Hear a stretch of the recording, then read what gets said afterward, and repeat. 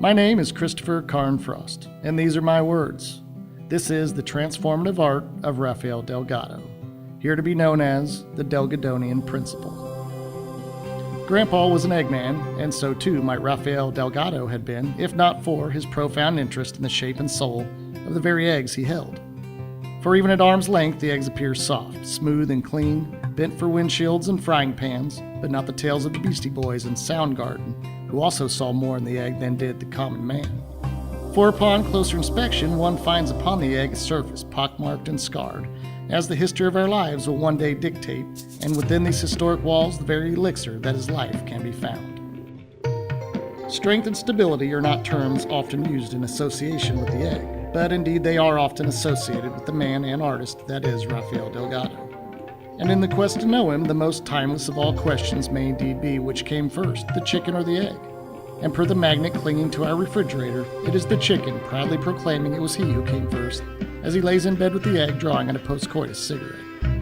Per the mind inside the artist's head, he claims not to know which came first, the elixir that made him, or that which he makes.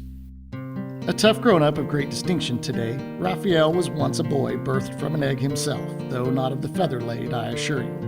Raphael Delgado came to be in Orangeville, California, exploring the fields and byways of the world amongst fruit tree-addled fields, well-worn trucks, and American flags. His parents were both involved in art, his father owning a gallery, and his mother being an artist herself. Now a man of 3 decades, he laughs at memories of 4th grade Catholic school when his teachers would often confiscate his drawings and doodlings, pieces of himself that so ruled his attention. He told me about one of the very same teachers recently who contacted him to proclaim they still had some of his doodle stains on paper, as it was glowingly evident even then there was more to this boy than met the eye. Coincidentally, there are several of Raphael's pieces that contain a stained glass influence, perhaps from these days surrounded by the imagery of Catholicism and their houses of the holy. Ironically, there is in him a profound curiosity for physics, science, mathematics, and neurology, and a lovely chaos in the balance of positive and negative energies. His interest in the history of art, and more so his hunger to extract what he states as what the ancients had, is most intriguing, otherworldly even, and in our discussions I could not help but believe he is, if not directly hardwired into, then at least has 2 fingers on the pulse that makes it the very energy we are and live in. An insatiable curiosity resides in Raphael for the meaning of life and what makes the world go round, an innocence of curiosity in the mind of a modern-day philosopher. His proclivity to infuse both negative and positive energies in his art creates worlds within frames that have no borders. So too can you see the physical manifestation of his manipulations by the cuts, scrapes, and scratches he gouges in many of his pieces. They appear as a desire, a longing to slide within the depths and boundless spaces between the layers. I think that if he could crawl within the frame and strike, swing, stab, and pull from within, that he would. And no sooner did this thought occur to me that I knew, realizing without any doubt, he had explored between the layers, in each and every one of his works. This brought me back to something Raphael had said earlier in our discussions, how art is not what it looks like, but what it feels like. He further went on to explain that when creating a piece, he does not set out with a specific goal in mind, but instead births the art forth and then gleans the idea of how long it will live.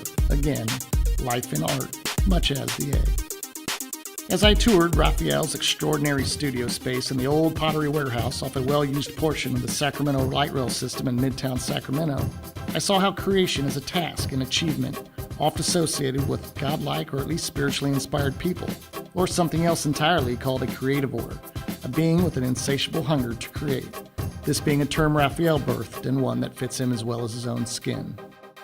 Raphael engaged my mind on many channels and quickly had me seeing art where before I would not even be looking for it, such as the panels of 18-wheelers rolling down the highway and the cracked and broken windshield of a neighboring SUV. In wondering where this newfound vision came, I recalled how passionate and determined Raphael was in explaining how beauty can be found in everything, and in me he instilled this craving and passion too. For I learned one only has to look closely enough, and though it may take some manipulation, perhaps some color and love or a cut here or there, the beauty's there, and he aims to show the world this very fact. We had so much in common, me with the words and he with the lines. His knack and enjoyment in creating tools for a single stroke or arch in his work was no less interesting as the finished pieces themselves. It was as though art was creating art by the pieces laid out before him, and the many styles of art redolent in the majority of his work were a cacophony of styles entwined as one. Perhaps his unique style will one day be labeled all its own as a Delgadonian. This brought my mind round to another creative work, Dr. Frankenstein, as there was no one else I could more closely relate Raphael other than the doctor of Mary Shelley's legend of old. Both had, or have, an unquenchable desire to create life from that which is otherwise dead, and to bring forth beauty where before there is only ruin, in search of a spark of life in that which is without hope. The doctor had his scalpels, wires, coils, and straps. Raphael has his knives, brushes, pens, and paints. They both utilize their tools to spark life from death.